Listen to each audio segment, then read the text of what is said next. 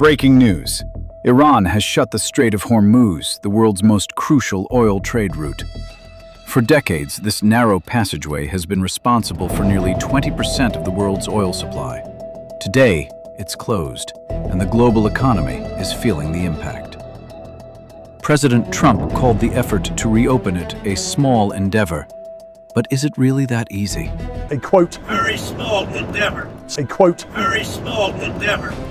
In today's video, we'll break down why Iran's decision to shut the Strait of Hormuz could lead to major consequences, and whether or not Trump's approach to reopening it can solve the problem. The Strait of Hormuz isn't just a narrow body of water. It's one of the most important geopolitical choke points in the world. With only 21 miles separating Iran from the Arabian Peninsula, this strait carries an immense amount of global trade. Every day, 40 to 60 tankers pass through, delivering everything from crude oil to liquefied natural gas, LNG, to some of the world's largest energy consumers. But the significance of the strait goes beyond its size. It plays a pivotal role in the energy security of the United States, China, India, and much of Europe. In fact, the Strait of Hormuz is responsible for about 1/5 of the world's daily oil supply. To give you perspective, over 17 million barrels of oil travel through this passage each day. If it's closed, we're talking about a global energy crisis. But that's just the tip of the iceberg. Now, why did Iran take such a drastic step?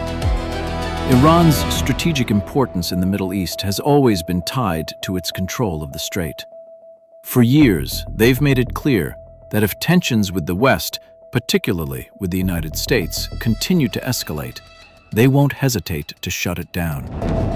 The nuclear deal withdrawal, sanctions, and the economic stranglehold on Iran have only deepened the divide between Tehran and Washington. Shutting the strait is, for Iran, a way to exercise leverage. It's not just a protest or a symbolic move, it's a strategic chess move designed to get the West to pay attention. By controlling access to such an essential trade route, Iran has managed to shift the focus from its internal issues to a larger global disruption. But what does this mean for the rest of the world? The economic fallout of the strait's closure is being felt immediately. The price of oil shot up within hours of Iran's announcement, pushing Brent crude above $80 per barrel, a level not seen since 2019. This price hike affects everything from gasoline prices in the US to energy costs worldwide. For countries like China, India, and Japan, which rely heavily on Middle Eastern oil, the cost of importing energy has just risen sharply. Their economies are heavily dependent on stable oil prices, and this disruption will put further strain on their growth, especially as the world continues to grapple with the pandemic recovery. President Trump, in his usual assertive style, called the reopening of the strait a small endeavor. But is that a realistic assessment of the situation? Let's break it down. Trump has called for military intervention to keep shipping lanes open and ease the pressure on global oil markets. to this. And their missiles are down to a low number. You see, they're shooting very few of them. You know why? Because they don't have very many of them. And because we've decimated their manufacturing capability. To this. And their missiles are down to a low number. You see, they're shooting very few of them. You know why? Because they don't have very many of them. And because we've decimated their manufacturing capability. He believes that the U.S. Navy's advanced missile defense systems can clear the waters and restore normalcy. But military action isn't always that simple. Iran's military presence in the region is growing, and the risks of escalation are high. We're talking about mines, drones, and unmanned boats, weapons that aren't easily detected and can cause significant damage to military assets. Even if the U.S. Navy steps in, it's not as straightforward as opening the strait. Trump's assessment, while bold, may need to account for the complex realities on the ground. The U.S. military presence in the Persian Gulf is a matter of both economic and national security.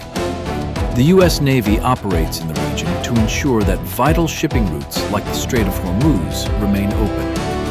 The Fifth Fleet, based in Bahrain, monitors the strait and is always ready to deploy aircraft carriers, destroyers, and submarines. However, this military strength faces significant challenges. The U.S. has to deal with asymmetric warfare tactics from Iran, including small, fast boats, mines, and drones. Iran has shown its willingness to disrupt shipping lanes with these unconventional methods. This makes it harder for the U.S. to secure the strait without risking casualties or further conflict. One of the key elements in this conflict is surveillance technology. With the closure of the strait, there's a significant push to use satellite imagery, drones, and radar systems to monitor the area. This tech can provide real-time updates on military activity, but it's also creating new challenges.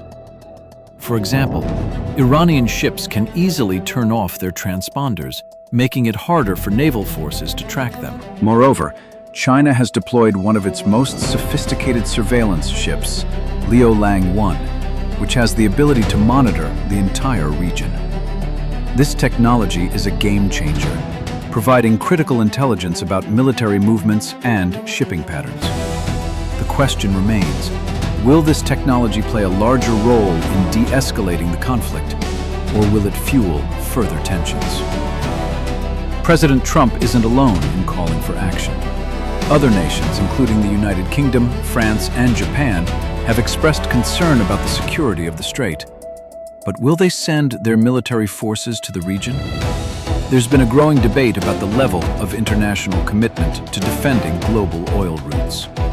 While countries like China and India have economic stakes in the region, their willingness to engage militarily is much more cautious. China, as the world's largest importer of Iranian oil, has a vested interest in keeping the strait open. However, its response is more likely to be diplomatic rather than military. Europe, on the other hand, has deep economic ties to the Middle East, but has been hesitant to send military forces due to the risk of further escalation.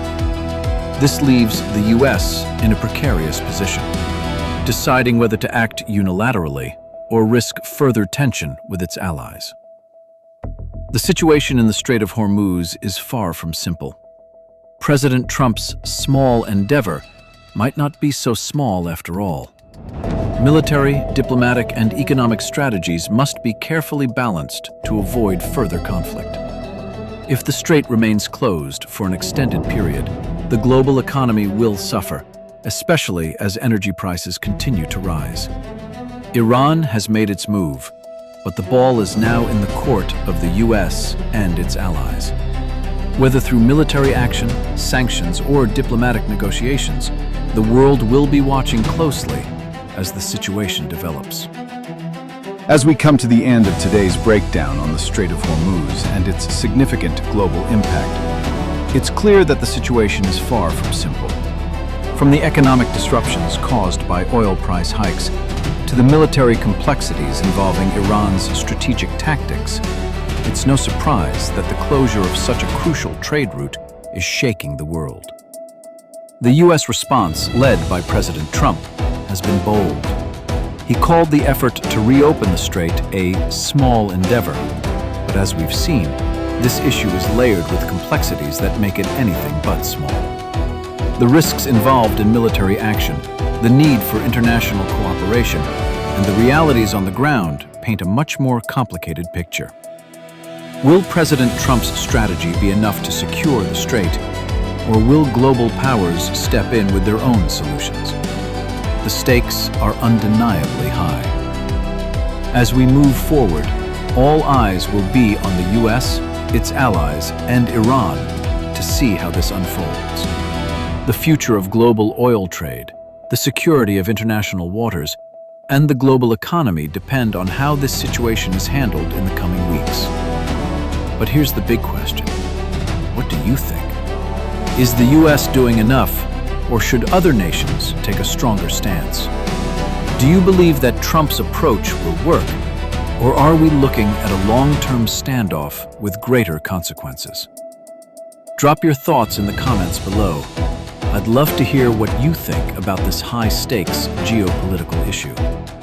And while you're at it, make sure to like this video if you found it insightful, and share it with anyone who needs to understand the complexities of the Strait of Hormuz and the situation with Iran. Don't forget to subscribe and hit the notification bell so you never miss out on updates as this crisis evolves. We'll be covering more news like this, diving into the impact of global conflicts and breaking down how these situations affect us all. Thank you for watching, and until next time, stay informed and stay aware. The world is constantly changing, and it's important we all understand how these shifts impact us.